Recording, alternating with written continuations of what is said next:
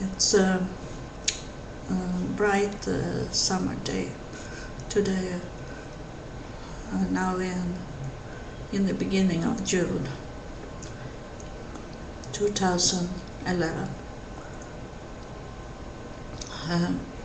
I check in sometimes to see how many visitors I have on here, and it's about UFO that have the most visitors. That's because this is a place for young people, and still is it. Most young people on the internet have time to be on the internet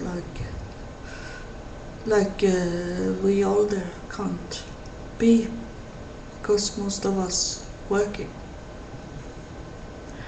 So they are not so interested of how to know how I come to God. But as you can tell soon, when I have recorded many videos, so I will also see it. I think it's gonna confirm when I'm working with this video that God and UFO is going to be together.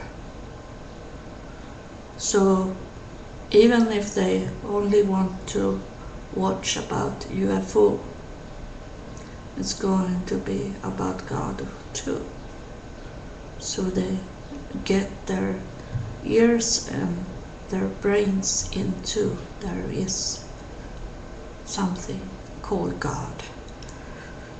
That is not a fairy tale that many believe it is.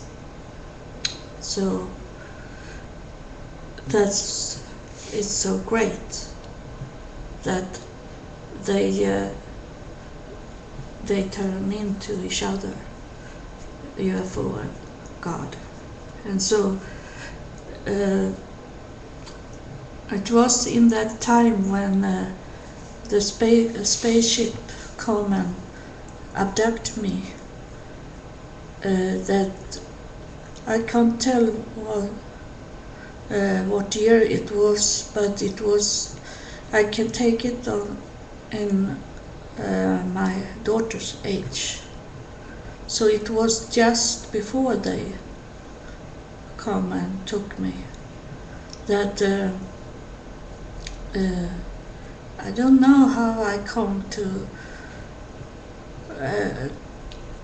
I maybe take contact with this man I watch on television that people make fun of, because he was talking about UFO, and he was in a show like the David Letterman show, like fun, making fun of people. So he was talking about Jesus be Immanuel,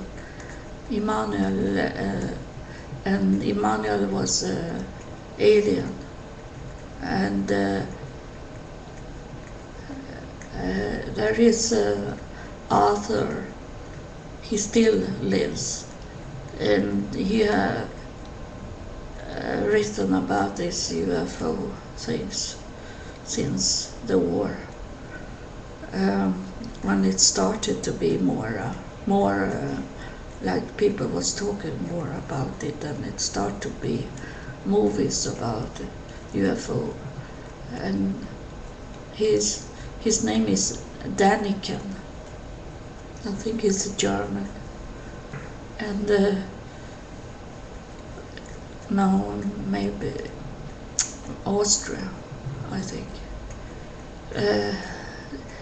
And he have written many books, and I read one of the books that of Daniken, and I think it was rubbish. It was so crazy that Jesus could be an alien. But then I was thinking about that these people, when Moses, that when they walk, when the river split in two halves, and the people, Israel's people, could escape their masters from Egypt. And then I was thinking that maybe they didn't understood when the aliens make a bridge over the sea, so they couldn't say a bridge. So they was right in the Bible that it was that the river was split in two halves. So I started to think like Jesus is alien, and I didn't know anything about the Bible. So, and I was thinking this way that people very often think like the Bible is about people, human, but it isn't that I know today. That is about spirits.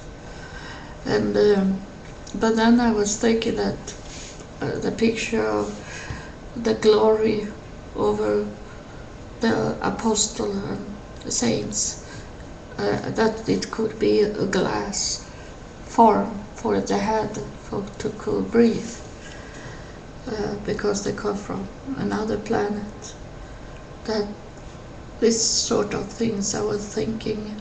And then I started to come in contact with this man, and he talked about Immanuel. He said not Jesus, it's Immanuel, the first that Jesus that come down, he said, from another planet. And for in that time it was very strange for me, and he be angry and he stopped talking to me. And today I try to take contact with him again and tell him what happened, that I was abducted of a UFO. But he don't want to talk to me anymore. And he's so old now, he's maybe 80 years old. So he maybe don't remember anything.